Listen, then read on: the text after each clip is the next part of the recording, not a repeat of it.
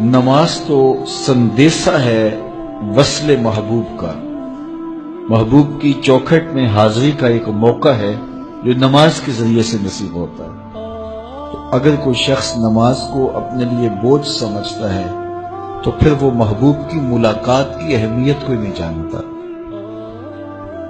نماز کے لیے جب اذان پکاری جائے تو بندے کو خوشی، فرحت اور مسرت ہونی چاہیے کہ میں اب رب کے حضور حاضر ہوں گا، نہ یہ کہ وہ گھڑی پہ نظر ڈال کے کہے کہ ابھی تو آئے ہیں پھر دوبارہ اذان شروع ہو گئی، تو پھر اس کو شوق نہیں ہے مالک کے حضور حاضر ہونے کا۔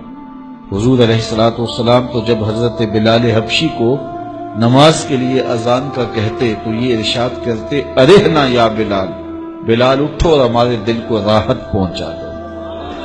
ارحنا یا بلال، بلال ہمارے قلب کو، ہمارے دل کو راحت پہنچا دو۔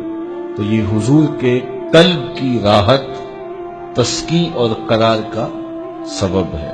آقا کریم علیہ الصلوۃ والسلام نے معراج کی شب جہاں بہت سارے لوگوں کو عذابوں میں مبتلا دیکھا تو ایک شخص کو دیکھا، رجل مغیب فی نور العرش، کہ وہ عرش کے نور میں غائب تھا، اس کے اطراف میں نور ہی نور تھا اور وہ نور میں ڈوبا ہوا تھا۔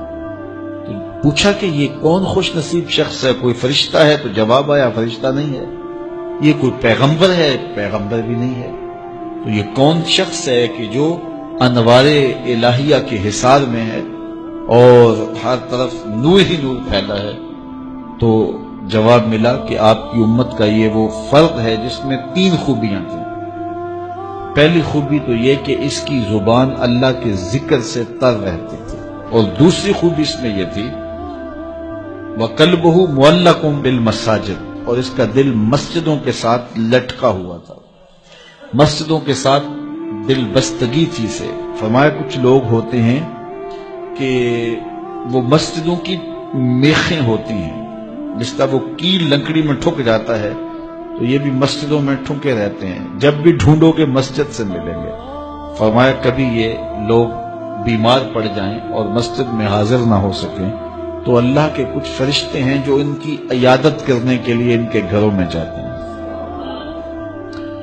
تو مسجدوں کی حاضری، مسجدوں کی تعمیر میں دلچسپی، مسجدوں کی آباد کاری کے لیے کوشش، مسجدوں کی صفائی ستھرائی کا اہتمام و التزام، مسجد کی تعمیرات کے مراحل میں دن رات ان سے وابستہ رہنا، یہ خوش نصیب لوگوں کا مقصود ہے۔ فرمایا کہ اللہ کے گھر وہی تعمیر کرتے ہیں جو اللہ اور پچھلے دن پر ایمان لاتے ہیں۔ تو مسجدوں کی تعمیر یقیناً اللہ جل شانہ کی خاص رضا نصیب کرتی ہے۔ ایک روایت میں آتا ہے جس نے تتر کے گھونسلے کے برابر مسجد کی تعمیر کی، فرمایا اللہ جنت میں اس کا محل بنا رہا ہے، اللہ اس کا محل تعمیر کرے گا اور اس کو محل عطا کرے گا۔ تو یہ تعمیر مسجد یہ خوش نصیب لوگوں کا مقصود ہے۔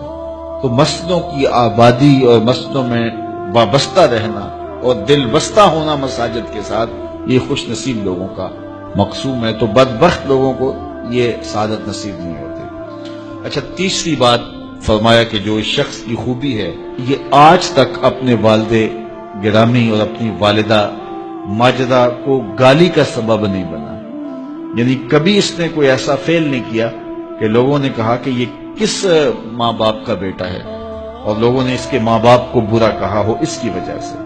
تو یہ 3 خوبیاں اس شخص کے اندر پائی جاتی ہیں اور آج یہ اللہ کے عرش کے نور کے سائے میں اپنے آپ کو کھڑا ہوا پا رہا ہے۔